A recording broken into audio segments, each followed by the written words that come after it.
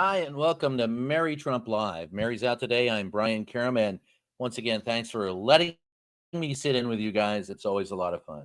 Today, President Donald Trump claimed he's going to war with Venezuela. Well, drug war with Venezuela.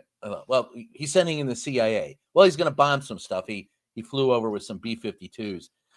Meanwhile, he's working for peace in Ukraine, and he spoke today with his BFF and mentor, Vlad the Impaler Putin, and he really believes Vlad is serious this time about ending the war in Ukraine. He's really serious this time.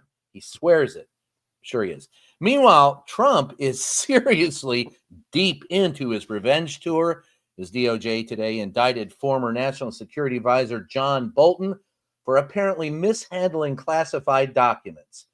Doesn't get any better than that. Let's dive in.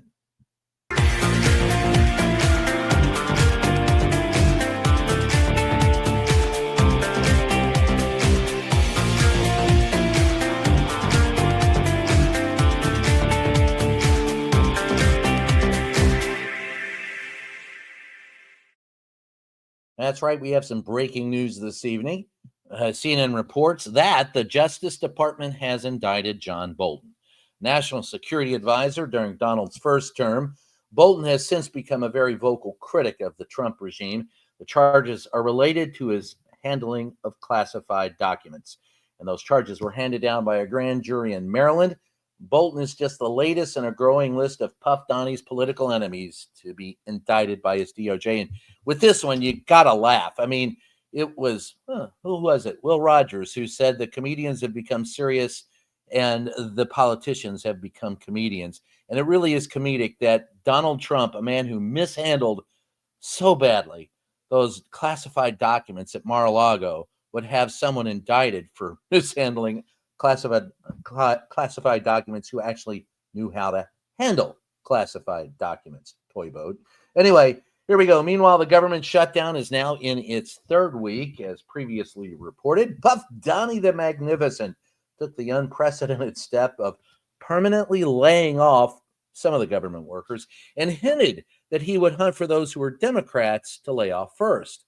But today, a federal judge had something to say about that plan.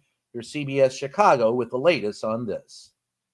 This morning, the U.S. Senate is set to vote for a 10th time on funding bills to reopen the federal government. But as the shutdown stretches into day 16, the livelihoods of thousands of federal workers hang in limbo. A federal judge has temporarily blocked the Trump administration from firing Fed employees during the stalemate, saying the move appears to be politically motivated and likely illegal. 4,000 government workers have already received layoff notices. Wednesday, the president's budget chief threatened there could be more. I think we'll probably end up being north of 10,000. The Centers for Disease Control and Prevention was hit with hundreds of layoff notices last weekend. We're witnessing an all-out Republican assault on the health care of the American people. A Health and Human Services Department spokesperson claims the layoffs target bloated bureaucracy. Meanwhile, President Trump has ordered the Pentagon to pay service members, likely using unspent Defense Department funds. We got the people that we want paid. FBI Director Kash Patel says FBI agents will also be paid during the shutdown, though he didn't say where the funds will come from. Maybe they'll just print them. Look, likely to be politically motivated. Donald Trump said himself they were politically motivated. And while you may find the money to pay the military, you know what's going to make the difference in this shutdown? It's going to be the TSA people and the air traffic controllers. Because when air traffic control comes to a standstill in the United States, somebody better budge, because at the end of the day, that will destroy the economy. So let's pay attention to what happens in this next week. Tonight, there was a vote, and of course, the Senate didn't pass anything, and that's because nobody's talking to each other. Anyway, Donald and his regime keep trying to blame the shutdown on the Democrats, but of course, he controls the White House, the Senate, and of course, even the Supreme Court. He could sign off on a deal that would end this shutdown. But the fact of the matter is, no one is even going to Donald Trump's office to talk about it. We've seen guidance from the White House for the last few days. Donald Trump is meeting with no one to try and shut this down. And in an interview with MSNBC, Senator Alyssa Slotkin of Michigan elaborated on that point. Listen and take a look. We don't need to negotiate through the press. I don't need to watch, Senator Thune on TV in order to find out what he says he's offering Democrats. Just get in a room like adults do, and we can have this, out. It's going to start with health care, I think he's said he's open to that. Great. Adults get in a room. They throw out the press. No offense. They throw out Twitter, and they just get to working, and that's the point that isn't happening. And no matter what Mr. Thune offers, I'm sorry, I got to know that President Trump is on board, because it's not enough anymore to take the word of Speaker Johnson or Senator Thune, because they have to go check with the big guy in the White House. So to me, this negotiation is about, frankly, going with the White House and having that debate, that negotiation together, so that we're not just like twiddling our thumbs here when Thune gets overruled or Johnson gets overruled. Yeah. Adults in a room, that's not Donald. But the fact of the matter is, you're not going to get this done until you get in a room. I've covered, I think, maybe 6 of these shutdowns. The first ones, for our first 200 years, we didn't even have shutdowns. I think Reagan had the first one. I may have covered one of the 2 that he had. I think Clinton had a few, but most of them have occurred during Donald Trump. And every time when a shutdown occurs, the leaders of the House and the Senate, all the leadership on both sides of the aisle, right? Democrats, Republicans, get into a room, like the senator from Michigan said, and they hash out the problems. You really don't want to be in that room after about 16 hours. It smells like beer, stale pizza, and cigarettes and feet. But they do it. They get in there and they work it out. They take it to the president. The president signs off on it, and then it's done. But as she said, and pay attention, the one guy who won't be an adult in the room is Donald Trump, and he's the guy that's got to sign off on it. Anyway, federal workers aren't the only Americans getting ripped off and laid off because of the shutdown. Donald's cut funding for agencies and projects, and that means no longer will they be able to help communities and save lives. The New York Times reports that the Trump regime is shifting disaster recovery responsibility away from FEMA and onto the states. This leaves many struggling communities to fend for themselves. Recently, Cave City, Arkansas was hit by a horrible tornado that caused millions in damage. The town's requests for FEMA aid were denied. Mayor Jonas Anderson said the city had to shoulder $300,000 in recovery costs. That's about 15% of its annual budget. Look, folks, this is why FEMA exists, to help out these communities, just such emergencies. Anderson added that FEMA provided only limited assistance to individual residents. That's pretty sad. Similar struggles are playing out across the country. FEMA is delaying disaster declarations, withholding funds, and scaling back grant programs meant to help communities prepare. Look, this is FEMA got a bad rap because sometimes they're slow to get things going, and that's because they were underfunded to begin with. FEMA does descend into a community, and I've seen them work from hurricanes in the Carolinas and Texas and Florida up, the Panhandle through the East Coast. They work hard, but when they get hit with multiple problems at once and multiple disasters, they're slow to do it. That's not a sign that you get rid of FEMA. That's a sign that you give FEMA needs more money, and they won't do it. Donald's also taking aim at a $16 billion railroad project. I just can't. ABC 7 has more on this, so take a look. The Trump administration had already said it was going to freeze infrastructure funding for projects. But yesterday, President Trump took it a step further, saying it was terminating the Hudson River Gateway Tunnel project. That project is a $16 billion project that's already experienced some delays and bumps in the road. And the project would build a new rail tunnel under the Hudson River while the existing tunnel is being rehabilitated, ultimately creating 4 tracks into and out of New York. Now, the new tunnel is slated to open in 2035, and the entire project, including fixing the old tunnel that was damaged by Hurricane Sandy, is expected to be completed by 2038. But now the president says that project has been terminated. It's not immediately clear if the Hudson River Gateway Tunnel project, along with other major projects like the extension of the 2nd Avenue subway line, have already been stripped of federal funding. But both of those projects rely heavily on that money. Let's see. New York. You wonder why Donald terminated those projects? Political revenge. That's all this is. It doesn't help any of the people out, but New York is notoriously a blue state. Donald Trump isn't liked very well in New York. Why do you think he did it? Revenge. Folks, that's what Donald Trump is all about. Revenge.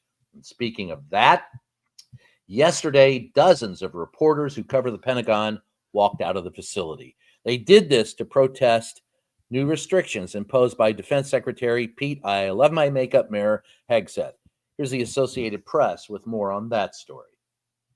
It was moving day at the Pentagon today, but it wasn't a happy one for reporters. Reporters, dozens of them, turned in their access badges and moved out of the Pentagon rather than agree to new restrictions on how they work imposed by Defense Secretary Pete Hegseth. The Pentagon wanted them to sign off on new rules that would subject them to being thrown out of the building just for reporting on things that the Defense Secretary has not approved previously. Journalists from outlets like the Associated Press and the New York Times refused to let their reporters sign the new agreements. Even some outlets that appeal to conservative viewers like Fox News Channel and Newsmax said they would not agree to the new rules. The journalists say they will continue to report on the U.S. military, but it isn't clear how much their lack of access will hinder them. I got news for you. It might actually help them. Not being in that building and have all eyes on you might be a good thing. And you can meet your sources off-site, and they will. And there will be people inside the Pentagon who will want to inform the reporters.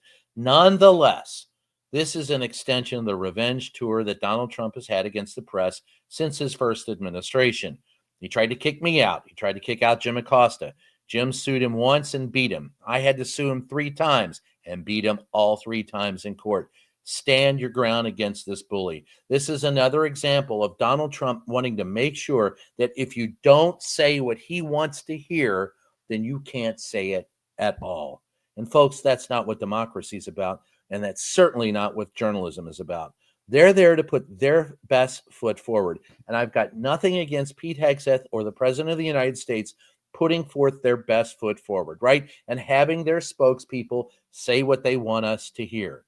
My job is to find out what it is that's actually going on, and you're not going to end that by trying to keep us away from our sources. You're only going to make your world worse. I guarantee it. And it's not going to help out anybody who wants real news either. If you want propaganda, yeah, you're going to listen to Fox, or you're going to, well, hell, they won't even be there, OAN or Newsmax or whoever it is that will kiss the ring. But the rest of us will be finding out real news. And when you put us up against the wall, let's see what a real reporter will do. Because I recommend you send the crime beat reporters, experienced crime beat reporters, to the Pentagon and to the White House, because there's enough crime going on there. Anyway, Donald's hostile ICE takeover continues in places like Chicago and Portland. Tensions are still rising between residents and agents. Because of growing violence and use of tear gas from agents in Chicago, a judge just made a ruling today to protect citizens. Here's CBS Chicago with more. Judge ruled that immigration agents in Chicago must now wear body cameras. The decision comes after the judge said she saw tear gas like this situation on the east side. She also cited other tactics used against protesters during TV coverage. It also happened to journalists outside of the ICE facility in Broadview. The judge previously said agents needed to wear ID badges and ban them from using certain riot control techniques against peaceful protesters and journalists. Yeah, and if you don't like that, they'll shoot the priest in the head with a pepper ball.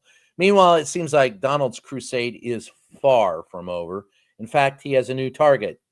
The city of brotherly love, San Francisco. The summer of love was in San Francisco. Man, that city's still filled with hippies. But here's ABC News with more on Donald's new target. And President Trump is vowing to expand his crime crackdown to more Democrat-led cities. In a rare Oval Office event with FBI Director Kash Patel, Trump said San Francisco is another target on his list. So I'm going to be strongly recommending, at the request of government officials, which is always nice, that you start looking at San Francisco. I think we can make San Francisco. There's one of our great cities 10 years ago, 15 years ago, and now it's a mess. And we have great support in San Francisco. No, you don't, Don. That's another lie. I think there's a great place for Donald in San Francisco, but it's in the middle of the bay and it's an island. And there was a movie about it, Escape from. Yep. I would love to see Alcatraz be Donald's future home. He can have a 1 or 2, golf course there. And he only has to wear orange for a couple hours a day. And, people who come to visit Alcatraz can see him behind a cage and take a picture of themselves with him. I would love it if that were his future or even Stephen Miller's. Anyway, Republicans these days really hate free speech, and that goes without saying, but we're going to say it. They're doing everything in their power to brand this Saturday's No Kings protest as an I Hate America rally. What's hatred of America? We grew up. That's the reason why we separated from Britain, right? We didn't want a king, but apparently that's anti-American today. In fact, the Republicans have been on a press tour this week, according to Democrats and others, spreading lies and propaganda talking points. And just take a look at what Republican Senator Barrasso had to say on Fox.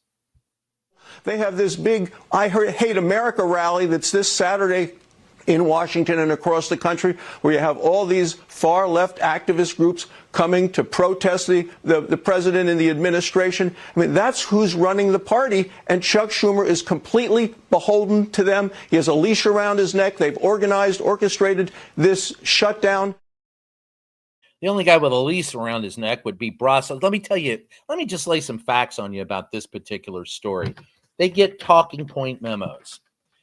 Everything that guy just said has been written on a cue card or a piece of paper for him to spit back out at the rest of us. And you can see that in everything that is said. It makes no sense to call a No Kings rally a I Hate America rally. America was built on the idea that we don't want a king.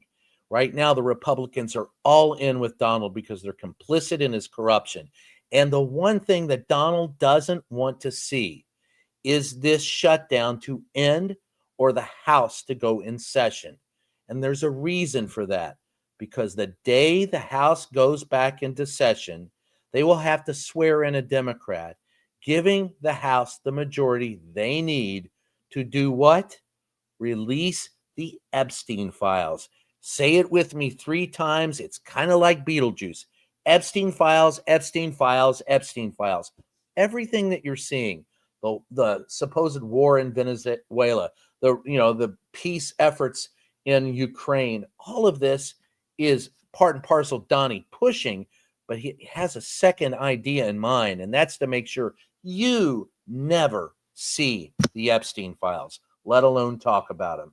It's scaring him to death. And by the way, the Mar-a-Lago files, which I filed suit against the administration to get, are also now on his mind. Why? Because he just indicted Bolton for messing with classified documents.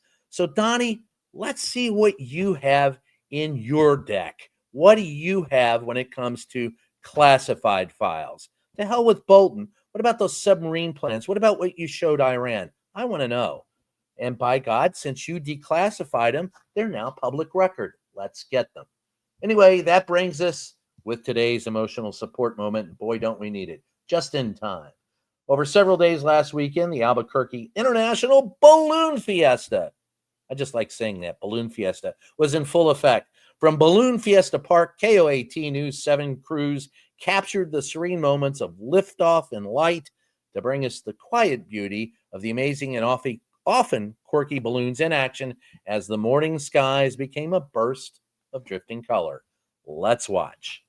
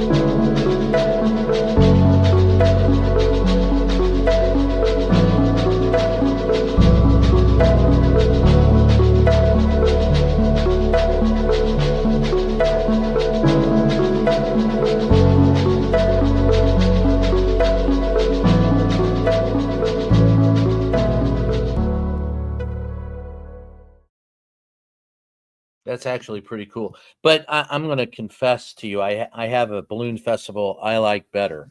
And that is if you ever get to Louisville, Kentucky, got to say it right. If you're not from there, they'll know. If you don't call it Louisville instead of Louisville, but call it Louisville. If you ever get to Louisville for the week of Kentucky Derby, the Great Balloon Race is really, really cool.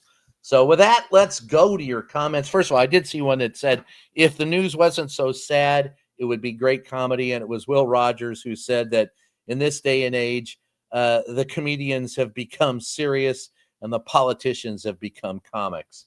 And that's not too far from true. So with that said, we'll go to your comments. I've got them here on the side. I'll go through them, Lexi, but you put them up if you want. Barbara, new member. Thanks for becoming a new member. Mida Sherrill gifted 1 Mary Trump Media membership. Dorothy Reed. So how do I get my membership card to Antifa?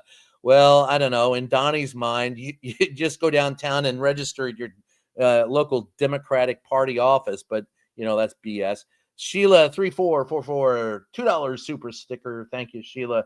Colleen, I think they are planning something to break the Dems on Saturday. I've heard that as well. I've heard that they're going to plant people in there and try to make it dangerous and violent.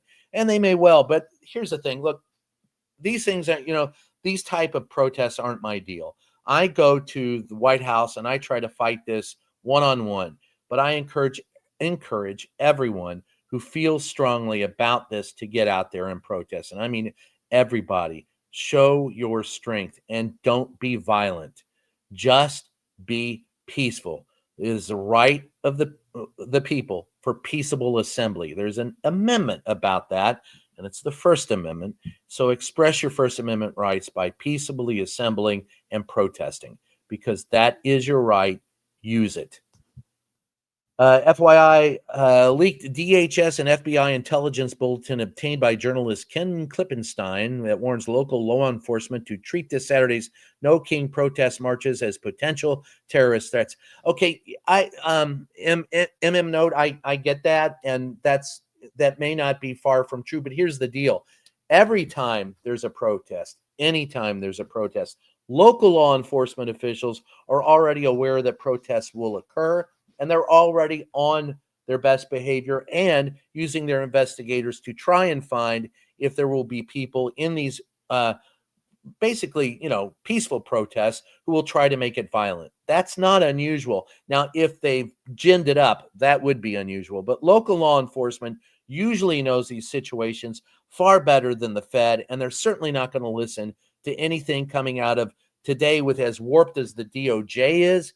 Local law enforcement usually are pretty good about it. And, especially local law enforcement who, that are more aligned with the people than with the politicians. And there are some of those. There will be others who aren't, but that doesn't concern me generally. It would concern me, what you're saying concerns me in specific areas if those people who are running local law enforcement have an axe to grind or are aligned with Donald Trump.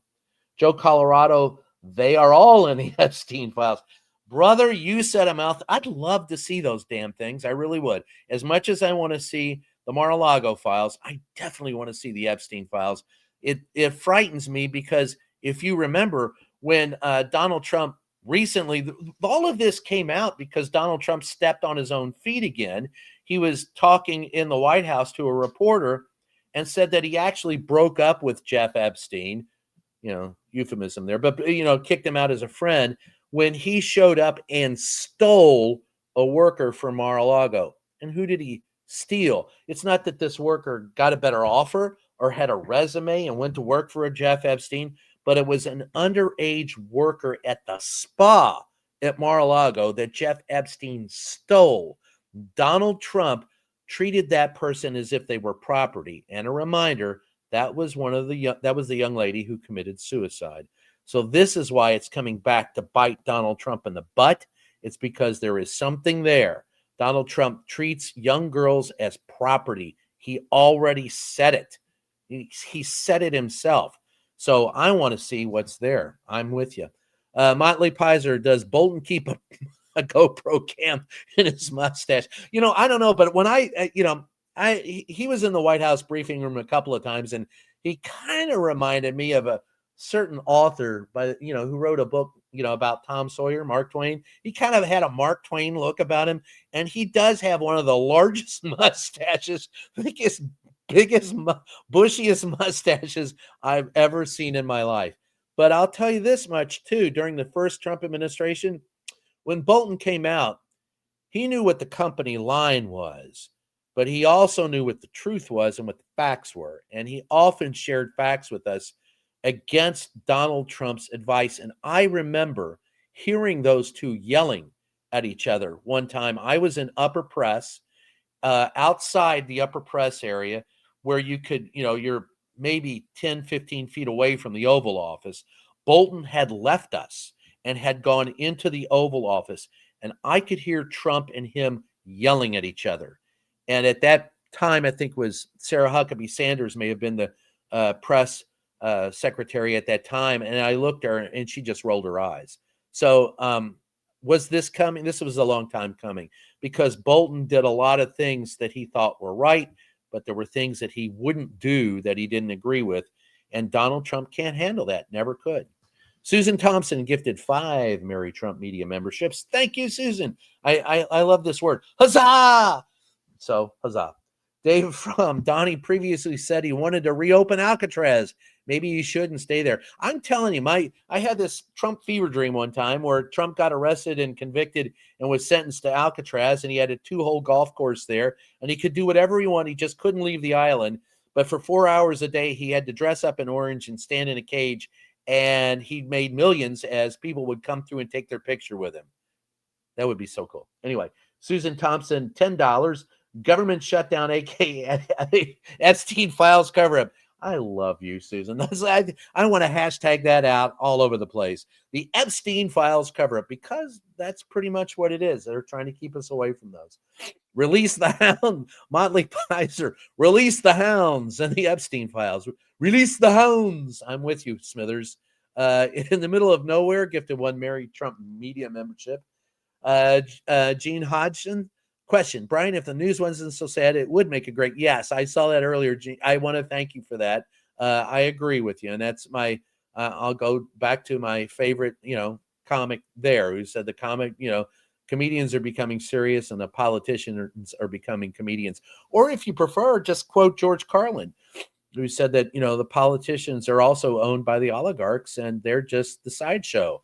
And they keep us fighting over things that don't matter, while they keep taking the money and running away with it. Stephanie Arella, I hope I pronounced that right. Arella? I don't know. The Albuquerque Balloon Festival is on my bucket list. Well, Stephanie, I recommend, if that's on your bucket list, hit the Great Balloon Race in Louisville, Kentucky. It's the first Saturday in May is the Derby, and the week before that, they have the Great Balloon Race, the Great Steamboat Race. There's a mini marathon. What else is there? There's races every day and partying every night. And Louisville, they used to call Indianapolis the nap town, right? It would only wake up during the Indianapolis 500. Louisville will wake up for the week before Derby. The bars are open 24 hours. People party incessantly. They have a great time. Doesn't matter who they are. I remember one year I watched Radar O'Reilly, the guy from MASH, Gary Berghoff, who played Radar O'Reilly, puking on his white suit there at the Derby on the day of. So, hey, go out and have fun. It's a great time. And the Great Balloon Race is worth it. Susie Angelo, good job. And thanks, Brian, to pinch hit for Mary today. Hey, guys, it's always fun here to be with you all. I love your questions. You all are a great crowd. Oh, I'm telling you, good audience. I love it. How you doing? Politicians, Eileen, politicians have become clowns. Well, you said a mouthful there, Eileen. They are. And the thing is, if Donald Trump wasn't, I honestly think watching Donald Trump, he wanted to be two people. I think he always wanted to be the guy who ran Playboy. I think he wanted to be Hugh Hefner. And Hugh Hefner's son said that on a number of occasions. But I also think he wanted to be a stand-up comic. And I always tell this story. The first few months of the first Trump administration, Donald wouldn't stop and talk to us when he wouldn't come into the White House briefing room. He certainly didn't ever talk to reporters. And he would walk out, to Marine One, the helicopter leaving the Oval, like every other president, putting his hand to his ear and pretend like he couldn't hear us. Now, I know from years of reporting that he can. And the first time I found out about that was when Ronald Reagan and Sam Donaldson had a great interaction there one day. Ronald Reagan walked out of the White House with a limp. Sam Donaldson, and he's putting his hand up like he can't hear us as the helicopter engines were. And Sam Donaldson said, "Mr. President, I see you're limping. Does that mean you're a lame duck, sir?" And at that point in time, Reagan turned around and said, "I heard that, Sam. I heard that, Sam. What do you got?" So I knew that Trump could hear me. So one day I saw him in early March of 2017 walking out of the Oval Office. He had on the white shirt, the red tie, his big belly, his hair was in the breeze, the dark suit. For all the world, he looked like Rodney Dangerfield to me. So I said, "Huh, Mr. President, tough room, how you doing?" And he turned around and he goes, "Playboy, what do you got?" And that started chopper talk. I really think in my heart of hearts, Donald Trump wanted to be, you saw him on television, he always wanted to be a comic. And he would never be anything more than a stand-up in a bad Bowery bum bar somewhere in East Biddlefingers. I'm not going to go there. Anyway, so Nanner, what I saw in Chicago, the people were peaceful, the cops were violent. I was in Chicago. I can tell you, you are absolutely correct. And anything that is remotely violent, and it's not, it's reduced to like one city block, mostly where the ICE people are. And by the way, when the National Guard came to Washington, D.C., and they said they pacified Washington, D.C., no, they didn't. It was already pacified. They didn't go to Southeast where there was problems. They don't go to Chicago on the east side where there are problems. You don't see them there. You see them in places where the most violence you're going to find is equivalent to what you would find at a Friday night high school football game. It's not violent. It's the police that are making it because they're trying to gin up a narrative so Donald Trump can do what? Put out the Insurrection Act, right? He wants to enact martial law, and make sure that in 2026, that's his long play, that in 2026, he keeps his one party in power and the rest of us are screwed. Susan Thompson, $5. Be a joyful warrior. Prove them wrong, right? Rock and roll, baby. Either laugh or cry. We'll be here all week. Try the veal. Susan Thompson again, $10. Brian, what is your most memorable experience as a White House reporter? God, that's a good question. There have been so many of them. And each president had one. And I could be here. I could do this for an hour, but I'll give you my very first day in the White House. I walked up. I met Helen Thomas. Helen was a mentor, a hero of mine, Lebanese woman. And I introduced myself to her, and she knew who I was because she knew my uncle, who was in the state legislature in Kentucky. And I think my great uncle had helped her family move to the United States. And she was like from Uniontown, Kentucky. And so she knew who I was. You're David's nephew. I know you. And I was so happy that, Helen Thomas knew who I was. And she walked me in. She introduced me to Sam Donaldson. Sam Donaldson shook my hand and said, "Young man, you see that first row in the Brady briefing room there, that first row of 7 seats?" I said, "Yes, sir." And he goes, "There's more than 200 years of experience there. Listen to every one of them." And then he said, "And by the way, Helen has 190 years of experience.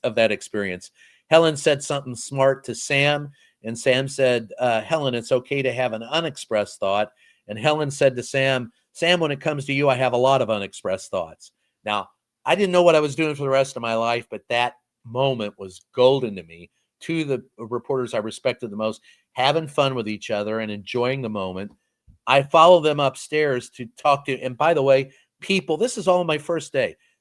People would bring Helen, the press secretaries would bring her a coffee and donut every morning. She was not only well respected, she was revered by even the politicians.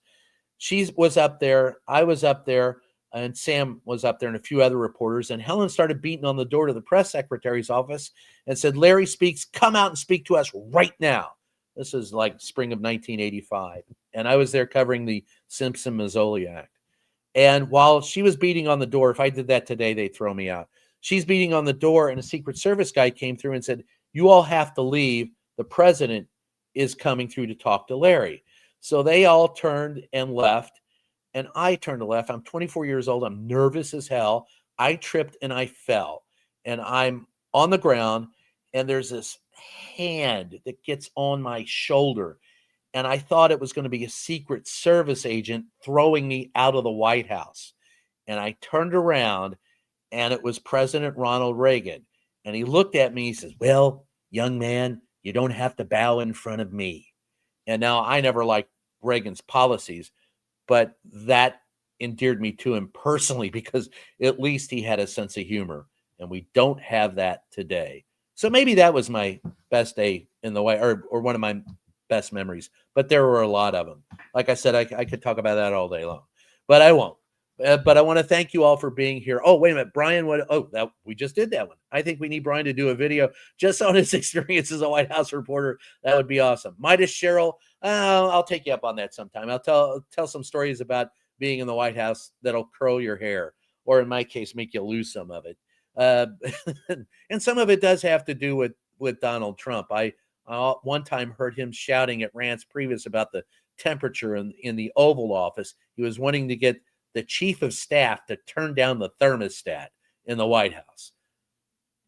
Big difference between then and now. So anyway, I want to thank everybody for joining us. It's always a lot of fun for me. I appreciate you having me here, and I'm glad to be with you guys anytime at all. I'll go in peace. Have fun on the No Kings rally. I'm going to go, if you may have seen, I've been painting today. I'm going to go finish painting a wall in my house.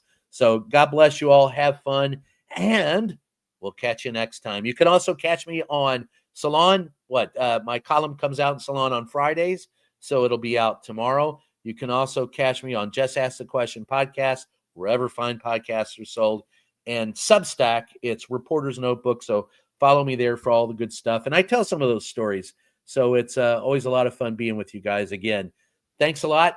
We'll catch you next time.